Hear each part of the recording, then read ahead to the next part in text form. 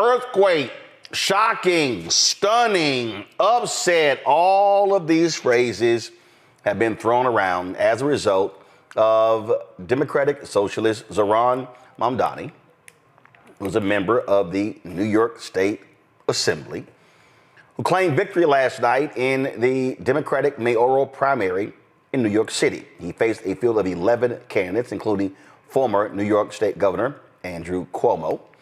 In November, Mamdani will face incumbent Mayor Eric Adams, who is running as an independent, and Republican Curtis Sliwa. Now, Cuomo might also run as an independent if elected in November. Mamdani will be the first Muslim and the first Asian American to serve as mayor of New York City. People are losing their minds. They're like, oh my God, what do we do? What's happening? Joining us right now is Christina Greer, co-host of FAQ NYC.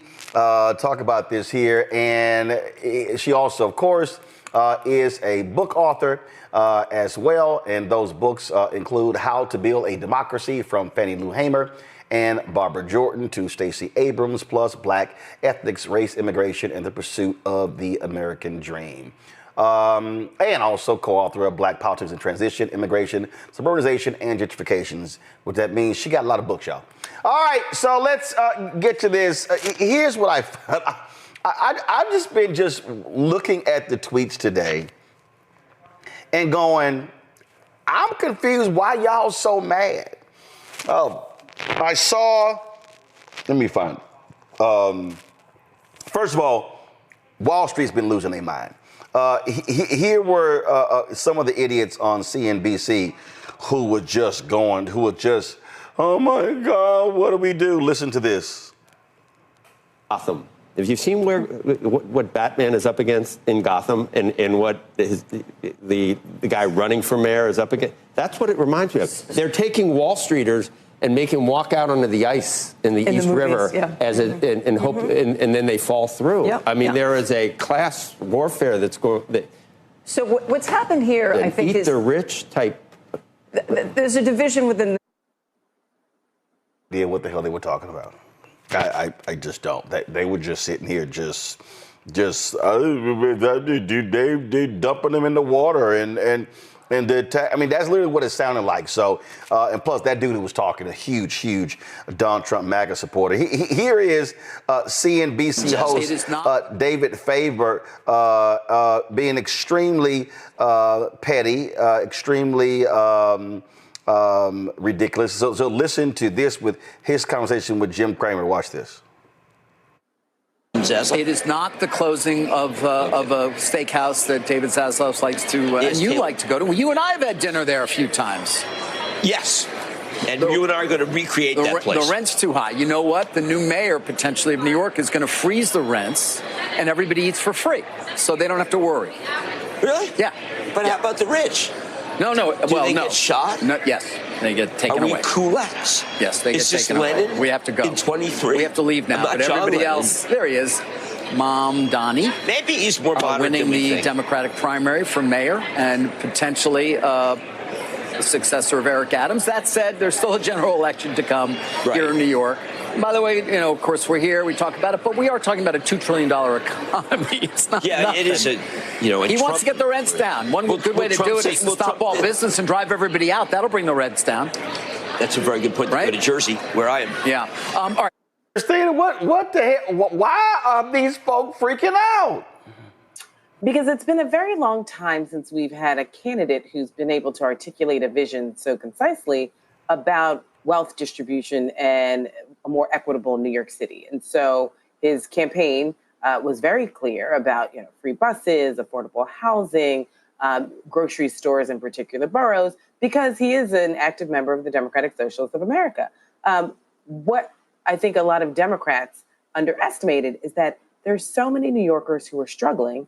They are willing to take a chance on new ideas. And Cuomo, who many elected officials backed, current elected officials, past elected officials who weren't even in New York City, decided to double down and support Andrew Cuomo because they assumed that he would win. Andrew Cuomo ran a coronation. He did not run a campaign. He said very little. He participated in no forums. He only participated in 2 debates and 1 or 2 interviews, and that's it. because Andrew Cuomo knows New York State, but he doesn't really know New York City, and he hasn't lived in New York City for several decades. And so Zohran Mamdani had an amazing ground game. He had thousands of volunteers. In many ways, it looked like he was the only person running in the city for several months. And he was able to have a huge groundswell of people who had a vision of a city that they could actually afford. And there are a lot of people who are not just since COVID, but even before COVID, have been struggling financially. And he's presenting solutions. I honestly, Roland, I thought that the election would be one of two ways. Because there's so much chaos at the top of the government in Washington, D.C. with the Trump administration, I thought that some New Yorkers would want a status quo election, such that when things are uncertain at the top, you just want to sort of have things stay the same at the local level. But Zohran Mamdani awakened something in a lot of voters. That's what I keep hearing from people who supported him and ranked him number one, in the sense that because there is so much chaos and uncertainty at the top of our government, they were willing to take a chance on someone who had bold and new ideas, who said, we actually don't have to live with the status quo. You don't have to vote for someone who's 67 years old, who would have been the oldest New York City mayor in the history of the city, who, has his own corruption probes, who has his own Me Too, several over, almost a dozen women accused him of sexual misconduct. We don't actually have to have elected officials with this amount of baggage. And so it feels very 2008 Barack Obama. There's this inspiring message. There's hope. The difference is Obama wasn't a progressive. Zohran Mamdani is very clear. He is a progressive, and he believes in wealth distribution and moving things around. The city of New York, the mayor, his budget is spoken for pretty much. About 95 to 97% of the New York City budget is ironclad. But that little 3%, that 3 to 5% that the mayor actually has that wiggle room about, Zohran Mamdani wants to actually have new ideas and move it around. I've told him very clearly that I think that a lot of his ideas work under a Biden administration. I'm not convinced that they necessarily work under a Trump administration, but he's clearly making the case each day with thousands of New Yorkers. And by adding in Brad Lander, who's the current comptroller, and for those of you who don't live in New York City, the comptroller is the money man, the guy that sort of handles all of the trillions of dollars that pass through this city. By teaming up with Brad Lander, it does feel like 2008 Obama and Biden, where you have this young upstart who doesn't have a legislative record, but he's not actually running for a legislative position. He's running for an executive position. And he's teaming up with an elder statesman who has been elected citywide, who can serve as an advisor and essentially someone who co-signs and says, I know actually about some of the finances and how to move money around. And I will help this young sort of inspiring candidate be the best mayor that he can be. So what I did, we had Michael Blake on. I think we had another candidate on. And we were trying to get some other ones on. I didn't spend a lot of time on the show, on the primary, because the bottom line is when you have so many different candidates, look, it becomes chaotic. So typically, I don't spend time on primaries. I just don't, okay? Especially when you're talking about cities, congressional races, state races, things along those lines. But I was following this. And so here's the thing to me, guys, thank you. What are we doing? Thank you. Stick with the two-shot. Here's what I didn't understand. And I'm following this here. He ran a campaign. What he did was he focused like a laser on his message. I saw a lot of the ads, and I was like, damn, good ad. That's a damn good ad. Good ad. What you just laid out, he really went after young voters. It is a fact that young voters, millennials and Gen Z, are being impacted financially a lot different than baby boomers and Gen X. There's been lots of frustration. And what he did was he talked to people who had checked out of the process. So what he actually did is what many of us have been saying to Democrats: you need to appeal to people who no longer believe in a system. And here is someone who they said, man, I like what he's saying. I like how he's saying. He was extremely locked in on TikTok, on Instagram. He was running a real campaign. So I'm just trying to figure out why all these people are freaking out. Maybe it's because the conventional wisdom is always, oh no, Cuomo, well-known, lots of money. Bloomberg dumped millions into his campaign. Guess what? He's going to cakewalk. as opposed to, no, he got out-campaigned. Yeah. I mean, Roland, you're so right. I mean, we know that Bloomberg dropped 8.3 million on the books. There's always money off the books too. DoorDash, Bill Ackman, Bill Ackman, the architect behind getting rid of Claudine Gay at Harvard, who's also the best friend of Whitney Tilson, who's also a candidate for mayor. Zohran Mamdani ran a campaign. He was one of the few candidates that you even knew was running for mayor. And I think youth in this instance does help. His use of Instagram and TikTok and social media and inspiring young people definitely helped. His stance on the Middle East was not with the pack and the herd.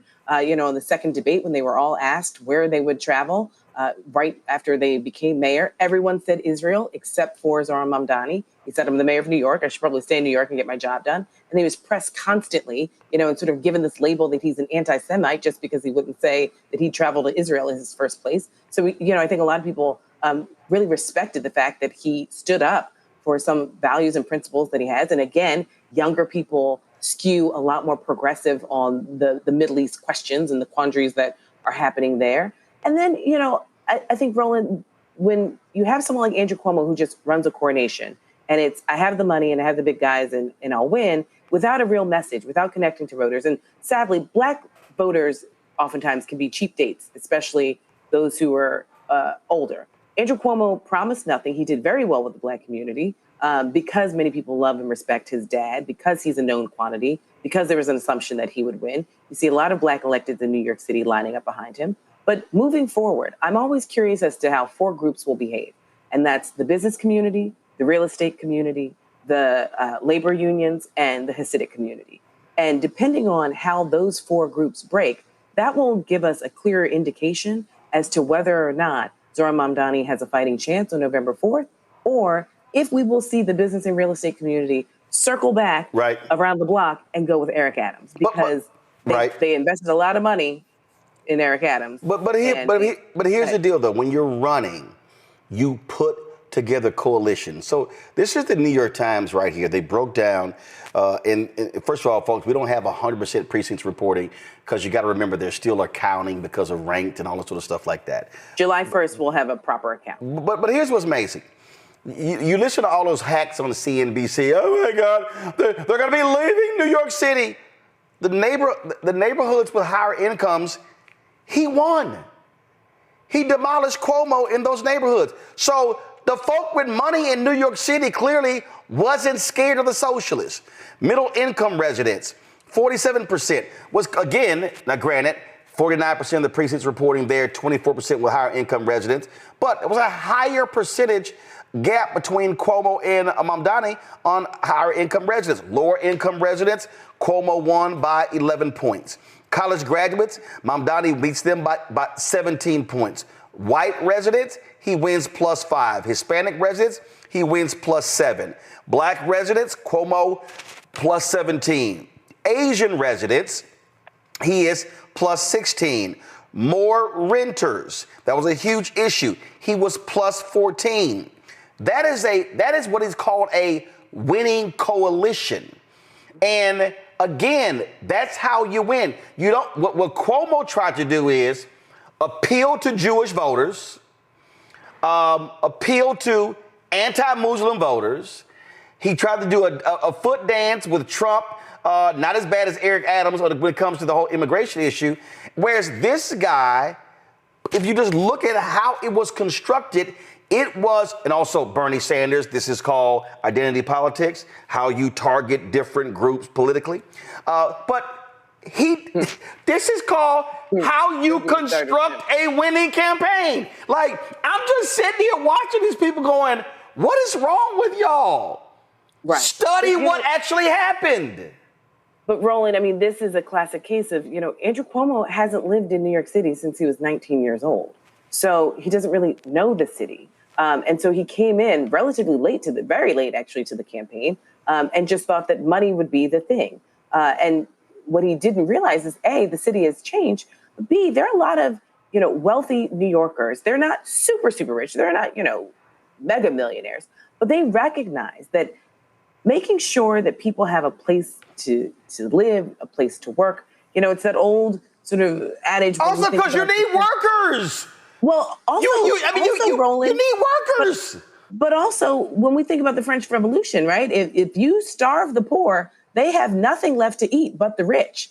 And so I think a lot of people recognize that you can't sort of starve sort of certain classes in this city. Right. Because many of them will not be able to leave. And so what happens, right? I mean, many New Yorkers still remember the late 70s and early 80s before David Dinkins was elected, when crime was rampant and you saw, thousands of murders a year. I also think, for me, and this was part of the reason, besides the Me Too stuff, besides the corruption, besides the antiquated messaging of which there was very little, but for me with Andrew Cuomo, the reason why I was against his candidacy is because, Roland, I was convinced that if Andrew Cuomo got into office, and there's still a possibility because he's still on an independent line, that he and Donald Trump have known each other for almost 5 decades now. And they've had their ups and downs. But there clearly has to be a meeting point of the two of them. Obviously, the power dynamic has changed several different times over the course of their relationship. And my biggest fear was that the bargaining chip that Andrew Cuomo would use to get into the good graces of Donald Trump would be Tish James, our attorney general, because of their mutual hatred for this Black woman who has done her job and actually gone after both of these corrupt men. And so that was my biggest concern with having an Andrew Cuomo as the executive in New York City. I know you got a hard out. I want my panelists to be able to get that question for you. There's some other stuff that I want to talk about. I want to tie in the sister who lost in Buffalo a couple of years ago, but let me go to the panelists first. Tylik, I'll start with you. Your question for Christina. Yeah, absolutely. And I think, it's amazing of the race. I think, as you all mentioned, he proved what out-organized institutional politics can give you. And if you give him a chance, and progressive politics doesn't have to be something to shy away from, but it's actually something where we demand affordability and democracy that works for us all. What do you think is the ground game going into November's election day against so many odds that stacked against him, and all the messaging from the New York Times to mega millionaires in their messaging against Mamdani? Well, if he keeps up the pace of the hard work that he's done, I think, he's got a fighting chance. But we have to remember that New York gets this reputation of being a lot more progressive than it actually is. Right. We have many different shades of color, blue and purple and red in this city, right? We always just say like, oh, Staten Island's the red part. It's like, no. We know that there are red parts and purple parts of Manhattan, of Brooklyn, definitely the Bronx, and definitely Queens. And so this vision will be stamped as, this socialist vision, which obviously for Latino communities, right, that's been a boogeyman word that has sort of ushered them away from progressive politics. We know that not all Black people and not many Black people are hardcore progressives. Even if some of the policies will most likely benefit us, we are strategic voters and we have to go to the polls thinking of everybody else, especially how the vast majority of white voters will behave. So oftentimes we might vote for our second or third choice candidate because we'd rather get something than nothing. And so it will be incumbent upon Zohran to present this message to various groups of participatory New Yorkers, and Black New Yorkers overperform at the ballot box. But the electorate November 4th looks very differently than the electorate we saw last night. And so it'll be a larger group, even though our participation rates are pretty abysmal, but it'll be a much more moderate to conservative group that's turning out. And so how he pivots, not necessarily moves, but how he pivots some of the messaging so that people aren't afraid of some of the distributional politics that he's proposing will sort of be the case. And so we also have to remember, again, those 4 groups that I mentioned: real estate, business, labor, and Hasidic Jewish. Yep. Well, plus there's going to be a vicious media assault daily against him between now and November 4th. Rebecca. Thank you for being on the show tonight. So I've been looking at the latest numbers, and it looks like Cuomo almost got the plus 20 over index on Black voters. Mamdani is almost down 20 with Black voters. Eric Adams is going to be running as an independent. There's rumors that Cuomo's going to run as an independent. I also heard both Don Lemon and Clay Kane earlier today were talking about how Mamdani did not do significant outreach with Black media. Can you talk more or share more why or what Mamdani's efforts towards Black communities in New York has looked like?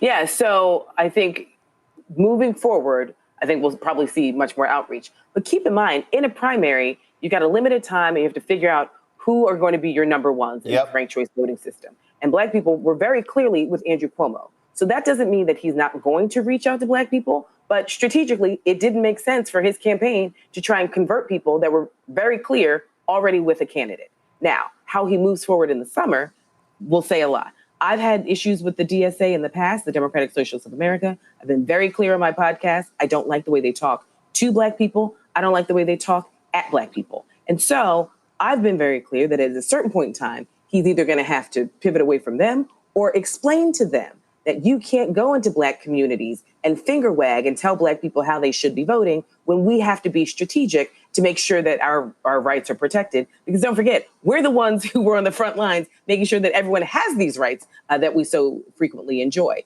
So I'm curious to see how he will move forward. I mean, he was on Miro. I know he was on, Breakfast Club. I know that he's not afraid to talk to Black people. That's been very clear. He also walked the length of Manhattan and talked to all different types of New Yorkers. I am curious to see who will be in his volunteer corps. But part of those numbers that you're seeing is because Andrew Cuomo essentially presented it where it's like, I have Black people on lock. So when you have a very limited time to get across the finish line, that's not the time to convert Black people. From June 25th to November 5th or November 4th is the time to convert Black people. But in a primary, when you already know who your universe of voters will be, that wasn't strategically, it made sense. If I were his campaign director, I would probably advise the same thing. Plus, you looking at, you had Cuomo, you had Adrian Adams, the council president. You had Zellner Myrie, you had Michael Blake, you had Adrian Adams, and you had Cuomo, who's getting all the endorsements from everyone from Al Sharpton to James Clyburn. Yep. And nothing of the local elected members of Black elected members of Congress and the State House. Robert. I think what's playing out in New York is very much what's playing out in the party writ large nationwide. Kind of this battle between, are we supposed to pick the safe kind of establishment pick or really push forward a strong progressive agenda? What lessons can the rest of the country learn from this race about just, as the young folks say it with your chest? None of these euphemisms, none of this MAGA light that we're hearing from much of the Democratic Party. Like, just say what you want. We're going to legalize prostitution. We're legalizing weed. You can what's wrong with just saying the things that people actually agree with? And will Democrats learn that might be the way to win elections by giving people what they care about? Right, but here's where it gets complicated. Because our tent is so large, there are several Democrats who do not believe in those issues. And so, but we're still in the same party. So I don't know if this particular election is a mandate. Let's just say, hypothetically, Zohran Mamdani is successful on November 4th. I don't know if this particular election is a mandate for the larger party writ large. Now, there are a lot of Democrats who are saying, why are we just Republican light? Why are we constantly moving to the middle and essentially acting like George H.W. Bush Republican, right? Because the Republican Party has moved so far to the right, we can't even recognize them. But then there are other Democrats who want to be progressive. And then there's a third category where they like to sort of slide across the scale because they recognize to be calcified in one camp or the other doesn't make sense. So it will be interesting to see. I was on a radio show in NPR this morning. Zohran Mamdani was on right before I was, where he said, Michael Bloomberg had some good ideas, which I had a lot of smoke for Michael Bloomberg, the 12 years he was in office, but he actually did have some good ideas. He protected our watershed. We have some of the best water in the city of New York, which keeps us and, millions of other people safe. So, the list goes on, but there's some progressives who don't want to hear that at all. And then there are other folks who would say, well, obviously, if you're progressive, you have to be open to working with people who aren't so calcified and rigidly just like you in your ideology and your politics. And that's, I think, the real hard question for Democrats, because we are so diverse under the big tent of the Democratic Party label. I'm going to go real quick because she has to go. Go. Sorry, just real quick follow-up. What do you say to young voters when they see the MAGA side of the aisle and they ain't compromising at all? They're not finding middle ground. They're not playing 3D chess. They're just saying what they want to do in it. And we were telling our young people, like, well, we're going to say what we believe in, but just got to paint it up and lie a little bit so people believe you. Like, how can we motivate a generation to get behind us when the other side is coming direct and we're kind of doing the Barry Sanders side to side? But keep in mind, Keep in mind, the MAGA people, they're a small percentage of the Republican Party. It's just they've muted the rest of the party. There are a lot of Republicans who do not believe in the MAGA agenda. They just don't have the backbone to say anything. I think the difference with Democrats is that we actually have very differing ideas at times. My job as a professor is to actually get people inspired to be in politics. And what is really harmful is when you see millionaires and billionaires actually putting in a lot of money in these super PACs to make sure they just try and snuff out an energetic campaign and an energetic candidate before they could even get any traction. And so that's part of the bigger issue where we have a big money problem, just like Republicans, but Democrats have a big money problem where if you're not part of the establishment, we just want to sort of put in a lot of money to make you go away. And that is not helpful for the future of the party. Well, also, I just want to remind people, and I keep saying this, and it drives me crazy, Christina, and let me get this in before you do go, and that is, and for all the people, y'all, I've been trying. Y'all been telling me not to cuss. I've been trying not to cuss. So I'm going to give y'all a 5-second trigger warning right now, so turn your audio down. So this is for all the people who are saying, oh my God, Dems nationally are in danger because of what happened in New York City. I want to be as clear and concise as I can. Shut the fuck up. Y'all are idiots. A city election in New York City does not dictate everybody around the country. Because politics, and this also goes with what Robert just asked Christina, you run also based upon who the voters are. If you are running in a conservative city, you're the black guy who just won in Omaha, who beat the incumbent Republican. He can't run in Omaha, Nebraska, like Mamdani can, or like the person in Charlotte or the person in Houston can run. Congresswoman Maxine Waters can run a certain campaign that Sanford Bishop in Georgia can't run. And so it drives me crazy with these national asshole journalists do these, oh my God, the Dems nationally are in trouble. Mamdani is going to represent the entire party. Eric Adams didn't represent the entire damn party. And so it's just dumb to just think that one election, that's somehow going to dictate the rest of the nation because he won the primary. And real quick, because I want you to address, and people understand this here, remember India Walton, the black woman in Buffalo who beat the incumbent mayor in the primary, socialist. And what did Mayor Brown do? Ran as a write-in or independent. A write-in. They put all the money behind him. He beat her in the general. And so, folk, pump your brakes. She won the primary, didn't win the general.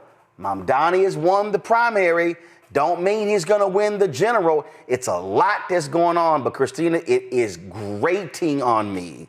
This, right. Well, we have a long road. Dictating the whole nation.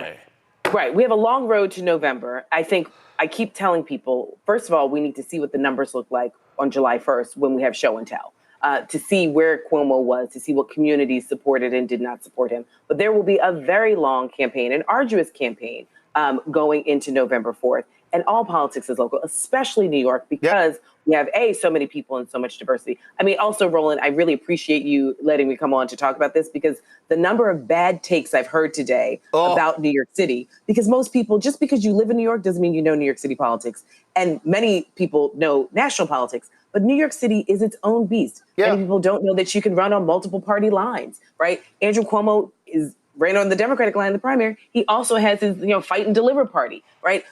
Mamdani, if he hadn't won, there was a conversation that he might run on the Working Families Party. He might still run on the Working Families Party line in addition to the Democratic Party line. So there are a lot of nuanced conversations that a lot of people don't understand. And we will hopefully have more nuanced conversations moving towards November 4th. So people aren't confused as to why the business community would rally behind Eric Adams.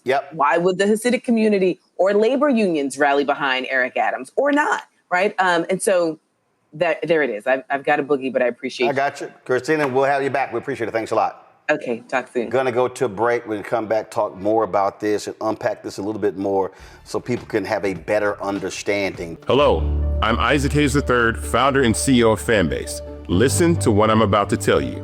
The window to invest in Fanbase is closing. We've raised over $10.6 million of our $17 million goal. That means there's room for less than 6,370 people to invest in Fanbase for the average amount. The minimum to invest in Fanbase right now is $399. That makes you an owner in Fanbase today. Go to startengine.com/fanbase to invest. Why? Because current social apps have taken advantage of users for far too long, with content suppression, shadow banning, harmful racist content, and no real tools for monetization and equity. Fanbase has over 1.4 million users and counting, allowing anyone to reach all their following and monetize their content from day one. Social media is the new TV, and whoever owns the apps that distribute that content have the opportunity to own potential billion-dollar companies. While big platforms with uncertain futures are failing to serve their users, Fanbase is stepping up to fill the gap. Don't wait until it's too late. Invest now, invest for yourself and your future. Go to startengine.com/fanbase and own the next generation of social media.